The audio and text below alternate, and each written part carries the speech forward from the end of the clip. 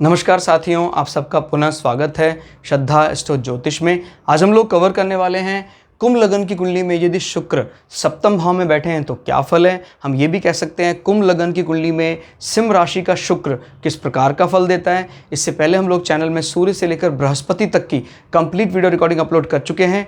कोई भी व्यक्ति भृगु सरल पद्धति को आधार बनाकर ज्योतिष को सीखना चाहता है, हमारे चैनल को सब्सक्राइब कर सकता है। हम जल्दी ही सूर्य से लेकर राहु केतु तक 9 के 9 ग्रहों का 12 अलग अलग लग्न की 12 अलग अलग राशियों में फल को अपलोड करने वाले हैं। इस अपलोडेशन को टाइमली पाने के लिए आप बेल आइकन दबाएं ताकि आपको सारा अपलोडेशन टाइमली मिल सके। तो आइए शुरुआत करते हैं आज की क्लास का। प्रथम भाव लग्न से गिनेंगे तो यह आएगा सप्तम, 7वां भाव, सिंह राशि और शुक्र बैठे हैं। सप्तम भाव दोस्तों क्या बताता है? सप्तम भाव बात करता है हमारे पार्टनरशिप की, हमारे चाहे बिजनेस पार्टनरशिप की बात हो, लाइफ पार्टनरशिप की बात हो, हमारी सेक्सुअल रिलेशनशिप की बात करता है। 7th हाउस, किसी के जीवन में सेकंड मैरिज है नहीं है वो सप्तम भाव से देखते हैं।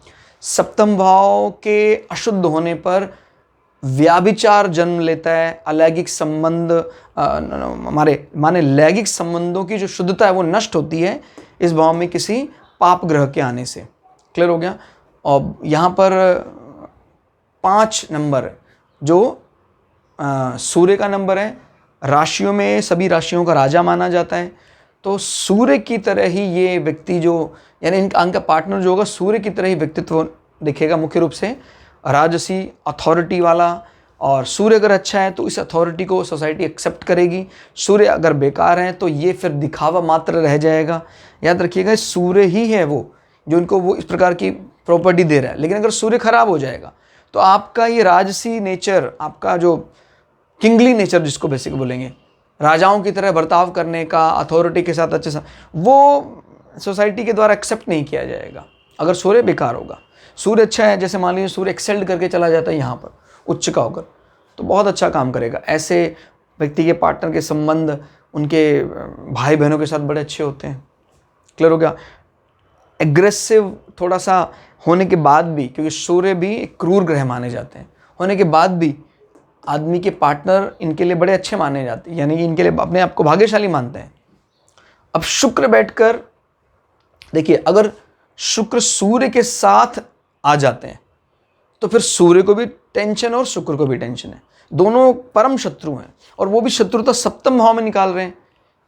राजयोग बनने के बाद भी पत्नी के लिए ठीक नहीं होगा। राजयोग मतलब आपका भवन, आपका भाग्य, उनमें बढ़ोतरी करेगा।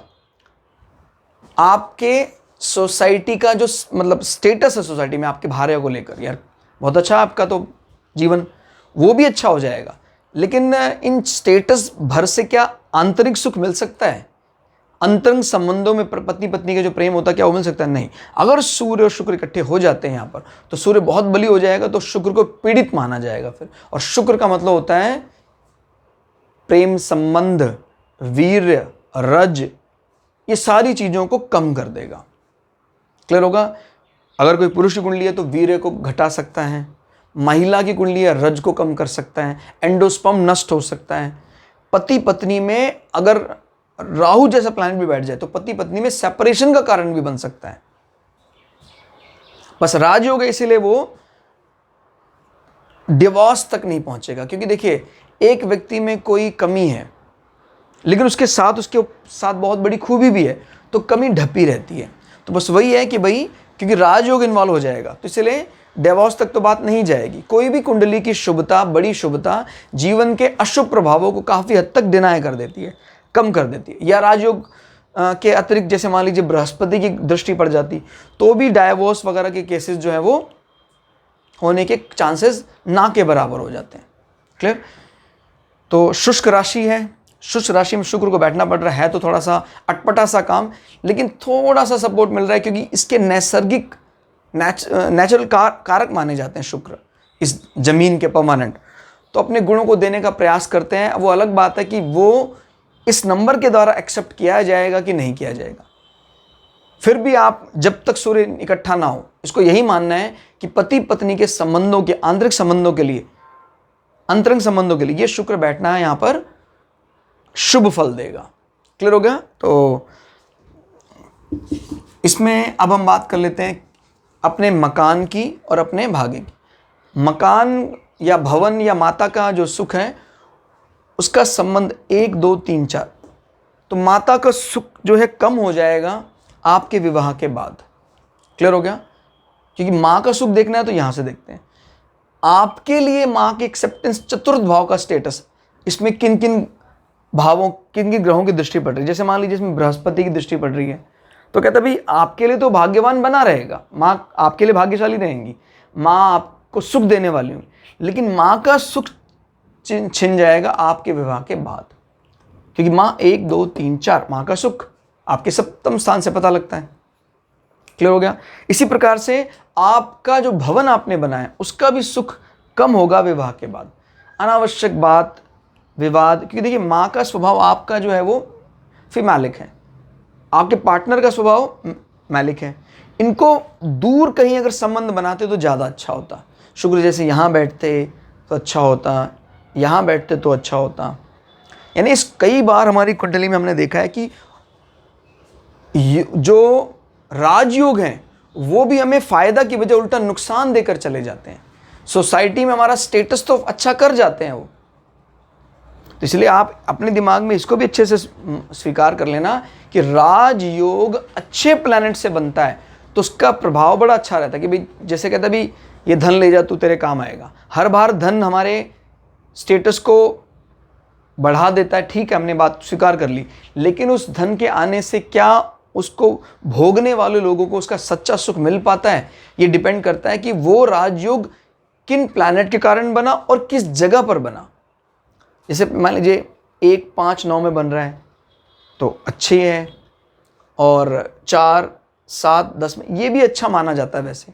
लेकिन इसमें फिर प्लैनेट की भी तो इन्वॉल्वमेंट देखनी पड़ेगी कि 2 प्रबल शत्रु राजयोग बना रहे हैं, वो गड़बड़ हो जाती है। बस राजयोग का फल इसमें जरूर मिलेगा, इसमें कोई दो राय नहीं है, लेकिन उनसे होने वाले पीड़ाओं को भी आपको झेलना होगा। राजयोग का फल ये होगा भाई आप सेपरेट तो नहीं होंगे, लेकिन पति पत्नी में थोड़ा अनबन तो रहेगी ही।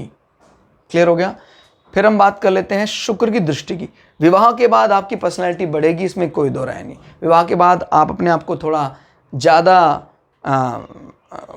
सुंदर, खूबसूरत और कलाओं का जानकार, इन सब चीज़ों में इंटरेस्ट दिखाएंगे आप।